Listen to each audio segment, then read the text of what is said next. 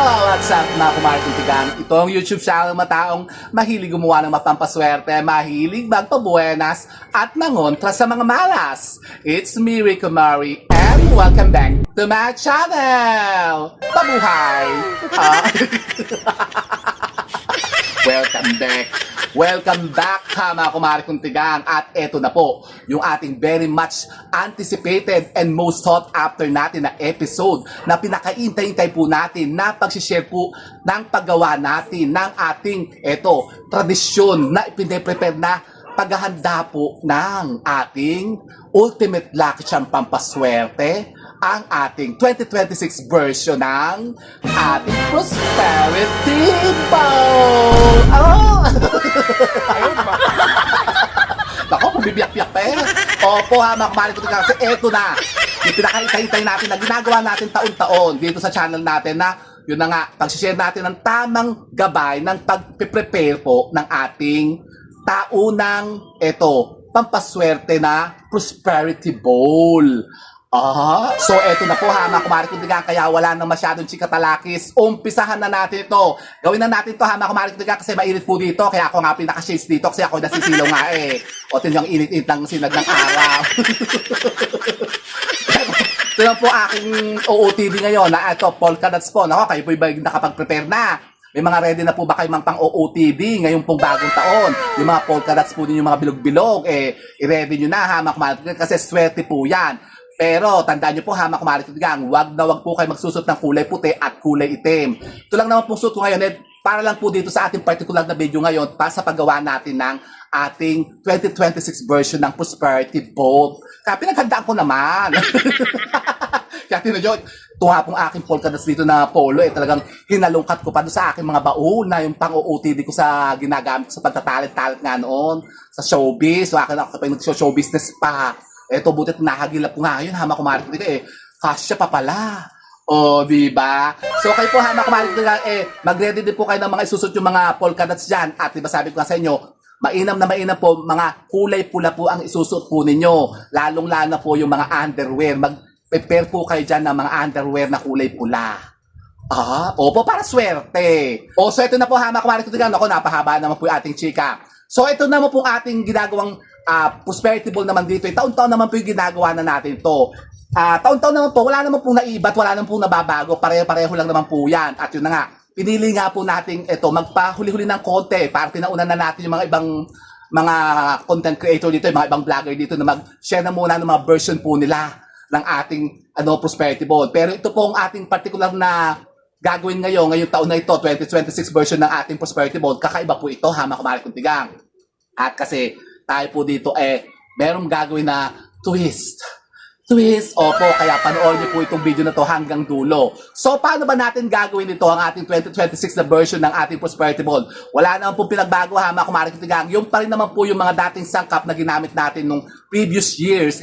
Yung pa rin naman po ang gagamitin natin ngayon dito. Kumbaga, yung pong pagpe-prepare lang natin kung saan natin ito ginawa. Kasi tayo nga yung nasa garden. Tayo nasa garden ngayon.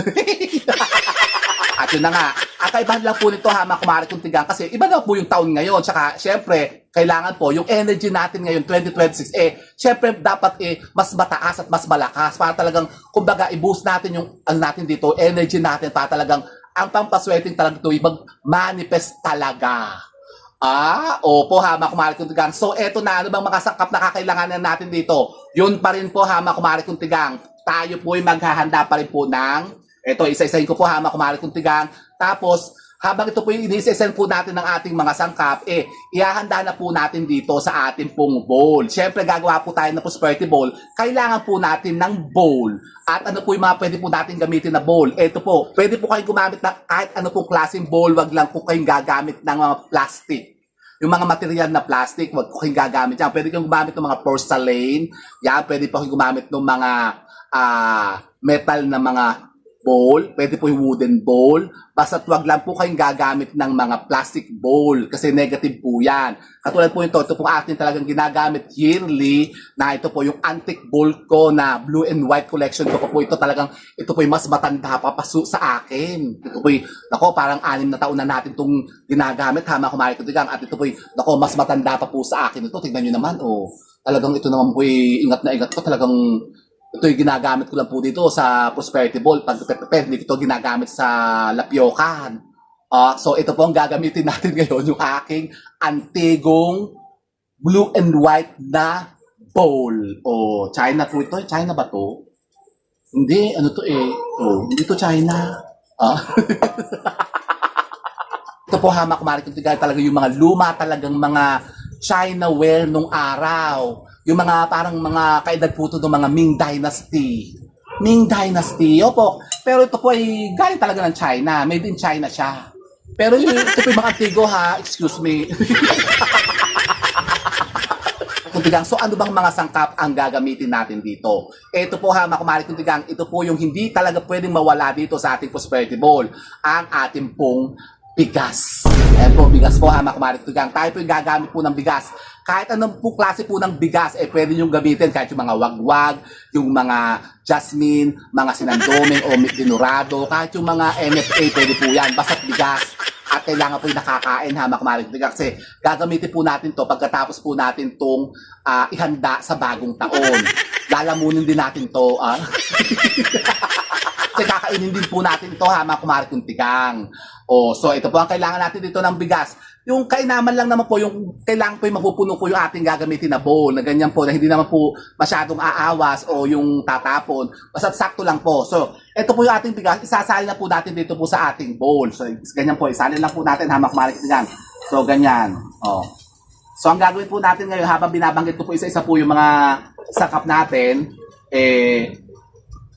ilalagay na din po natin dito. Kumbaga, ipaparada na natin isa-isa para, So, diretsahan na po ito. Habang binabanggit natin yung sangkap, ipaparada na rin natin dito sa ating bowl.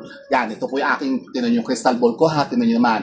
Napakatanda rin ito at ibababa ko muna kasi baka matabi ko at mabasag pa, leche. So ganun lang po ha, mga kumari ko tigang. Pag naisahin na po natin ng ating bigas sa ating bowl, tayo po'y kukuha naman po ngayon ng ating itlog. Tayo po'y mangangailangan po dito ng 12 piraso po ng itlog. Ang 12 po ng piraso ng itlog ang kumakatuwa naman po sa 12 buwan ng taon. Kasi ang itlog po'y pinaniniwalaan na napakainam talaga na pampaswerte at pang-akit ng sinasabing prosperity and abundance. Parang talagang kasaganaan. Kasama po ng bigas at bariyaha, makmari kong tigang. Yan pong tatlong napaka-powerful po na sangkap na ginagamit pa nung araw ng ating matatandang mga inuno na piniprepare nila sa pagsalubong nila sa bagong taon. Wala pa po yung mga ibang sangkap. Ito lang po talaga itlog, bigas at yung barya. So ngayon po, dito sa particular natin na version po ng Prosperity Ball na ito, dito po sa pangmalakasan natin na version, gagamit din po tayo ng 12 piraso po ng itlog. At ito po ipaparada na natin dito, hamak marikitigang. Yan. Paparada lang po natin siya ng paikot. 1, 2, 3, 4, 5, 6, 7, 8, 9, 10, 11, 12. Naku, maliliit yung itlog natin ngayon ha. Kasya nagkasya. Kasi nung last year, hindi nagkasya na Kasi medyo malaki-laki yung ginamit kong itlog last year. Ngayon po, katamtaman lang yung tigo 8 ata ito, tigo 9. So ayan tingnan nyo, kasyang-kasya siya. So ganun po ha, makumari ko tigang, pag nailagay na po natin ang itlog dito po sa ating bigas, tayo naman po kukuha ngayon ng ating mga barya o yung ating mga piso ha, makumari kong tigang. Pwede kayong gumamit kahit ano pong klase po ng denomination po ng mga barya po ninyo. Tayo gagamit po ng 12 pirasong barya na ilalagay natin palibot din po sa ibabaw ng ating bigas. So ngayon po, ngayong taon na ito, gagamit po tayo ng bago natin na mga coins dito po. Kasi meron na tayong bagong coins ngayon ng 20 pesos, yung pong combination po ng gold tsaka yung pong silver na 20 pesos. Yan. So ganun lang po ha, mga kumari kutigang. Pagkatapos po natin mailagay ang ating itlog sa ibabaw ng ating bigas, tayo naman po ay kukuha po ng 12 piraso po ng barya. Yan, barya po kasi sumisimbolo po yan ang kayamanan So tayo po gagamit po ng 12 na tig to 20 peso coins. Yan, kahit ano pong klase po ng barya pwede nyo po gamitin. Kahit yung mga piso, yung mga 5 piso, o kahit pong tig to 20 pesos na coins. At kahit nasaan po kayo lupalop ng mundo, yung mga barya nyo po dyan ang gagamitin po ninyo. Basta't kailangan po nagagamit pa at naibibili pa yung barya. So dito po, kailangan natin ng 12 pieces na 20 peso coin. Yan. Lalagay po natin to palibot po in between po ng ating itlog. So ganyan po, ilalagay natin siya. 1, 2, 3, 4, 5, 6, 7, 8, 9, 10, 11, 12. Oh, so ayun po ha mga kumaritigang. Pagkatapos po natin mailagay ang ating mga barya dito po sa ating prosperity bowl, tayo din po ay maglalagay din po dito ng ating mga sweet chocolate candies o yung mga chocolate coins natin. Ito po, katulad po nito ha mga kumaritigang, marami pong nabibiling ganito ngayon sa mga supermarkets, yung mga barya-baryang parang coins na chocolate po siya actually at nakabalot po siya sa gold foil. Yan kasi maswerte po kapag nilagyan po natin ang ating prosperity bowl ng ganito, yung pong mga sweet chocolate candies na korting barya na bilog-bilog. Kasi syempre bilog-bilog ang kailangan natin ngayon bagong taong kasi eh. So kailangan po natin dito ng 12 piraso po ng mga chocolate candies coins.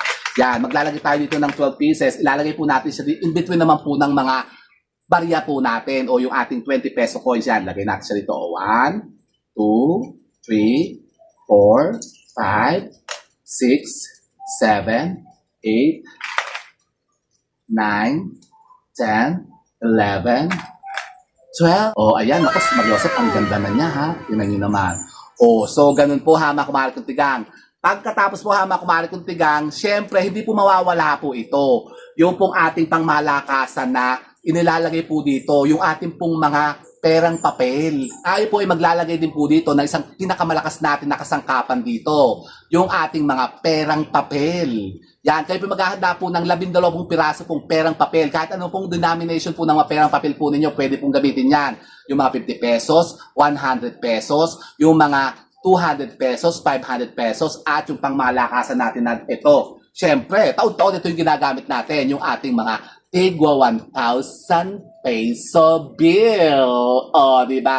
Kaya tayo po gagamit po dito ng 12 piraso pong 1,000 peso bill. Pero sabi nga po ha, mga kumari hindi lang po kailangan na talagang 1,000 peso bill ang gamitin natin dito. Pwede lang po kayo gumamit po nga yung mga tigwa 100 pesos. Kung marami naman po kayong mga tigwa 100 pesos na ganyan, yun po ang gamitin po ninyo. Yung kulay violet. Pero kasi ngayon po, Year of the Fire Horse, kasi parang kulang daw kasi ngayon ng elemento ng water yung water element. Kaya mas maganda po yung mga kulay blue na perang papel na ang gamitin po natin. Kasi ang mga kulay blue po, sumisimbolo po yan ng tubig. Yan. So ito po, mga perang papel na kulay blue po ang gamitin natin. Kaya gagamit po tayo ng 1,000 peso bill. At ito pong ating mga perang papel ay bibilutin po natin sa bulak. Ito po ilalagyan po natin ng bulak at ito po itatalian lang po natin ng kapirasong ribbon na pula o yung kapirasong gold na ribbon. Ito po, kaya tayo magangailangan din po dito ng 12 piraso pong bulak kasi ito po ilalagay po natin sa loob po ng ating perang papel. At ito, so ganyan po ang pagbibilot yan. Halimbawa, titingnan nyo yung tao kasi ngayon po wala ng tao kasi yung 1,000 peso bill natin, ibon na. Ayan, sino ba yung ibon na yan? O, nakasimangot pa. Kailangan po hamak-marik yung ibon nakaharap, nakasilip sa labas, hindi po nakatago. So, ang bulak natin, sa loob po natin ilalagay. So, ganyan po. Pagkatapos, bibilutin lang po natin siyang ganyan. Bilutin nyo pong ganyan. Malit lang po. Paliitin nyo lang po hamak-marik na bibilutin natin siyang ganyan. Kasama po ng bulak. Pagkatapos, yun. Ayun po yung yung ibon na nakasimangot. Ayun. Nakamangot yung ibon talaga eh. Tama sa maaloob.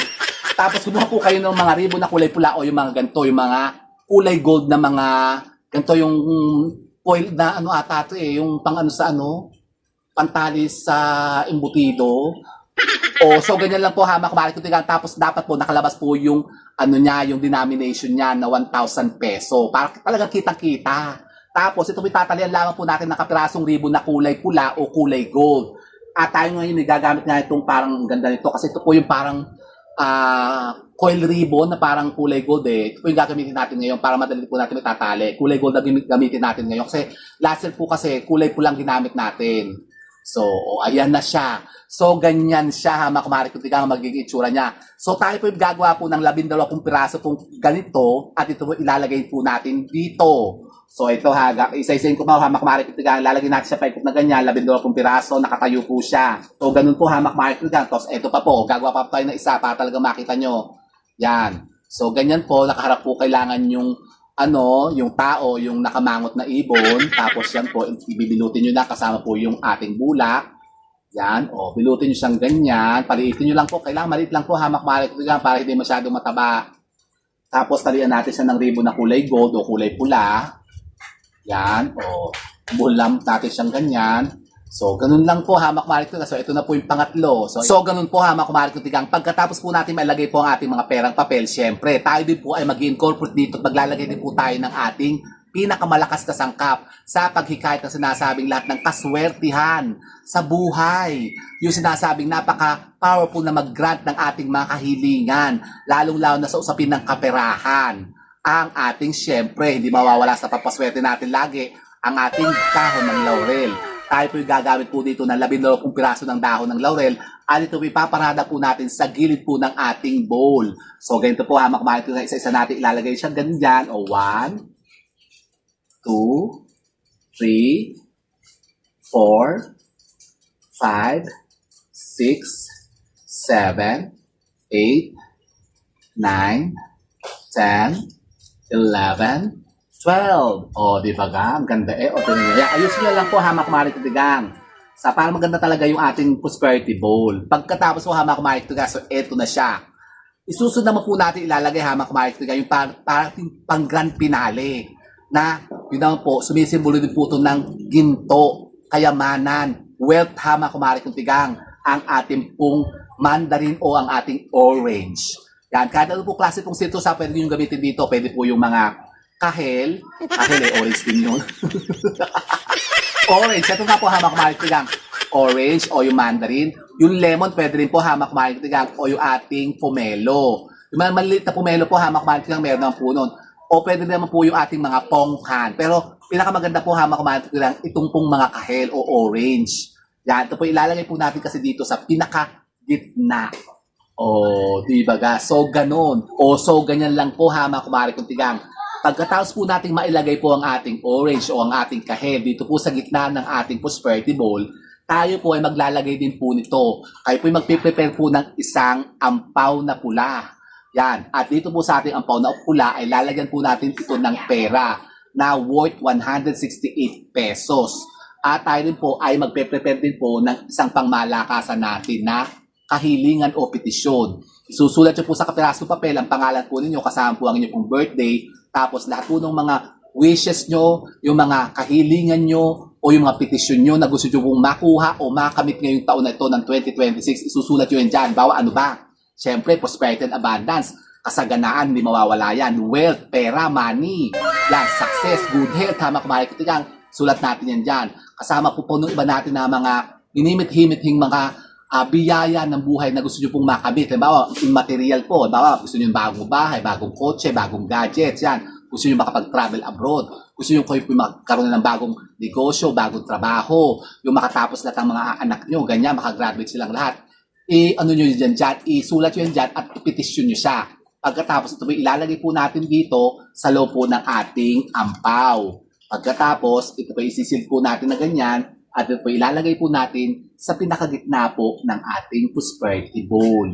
Yan, kumbaga ito yung petition natin sa buong taon, ito yung hihilingin natin at yan ang ating i-invitein na makuha natin ngayong 2026. Kumbaga, para i-grant sa atin ito, itong mga wishes na to, kahilingan na ito, kailangan ipamanifest natin itong ating prosperity bowl na ito. Kaya kapag kayo po hamak marik tigang ay gagawa po ng mga prosperity bowl po ninyo, eh dapat po talagang meron kayong good intention dito. Kailangan po yung energy po ninyo ay ibigay nyo na dito ng todo para yung mga sinasabing lahat ng kahilingan na yan o gusto nyo pong mangyari sa buhay po ninyo ngayong 2026 ay talagang mag-manifest yan at i-grant sa inyo. Oh, ganun lang po hamak marik tigang. Pagkatapos, eto na siya. Oh, di ba ga? Ang ganda hamak marik tigang. Saan naman po natin ito ilalagay? Siyempre, ganun pa rin naman po hamak marik tigang. Ito po pwede po natin ilagay sa ating mga dining table. Pero mas maganda po ito o ilalagay po natin sa ating mga center table.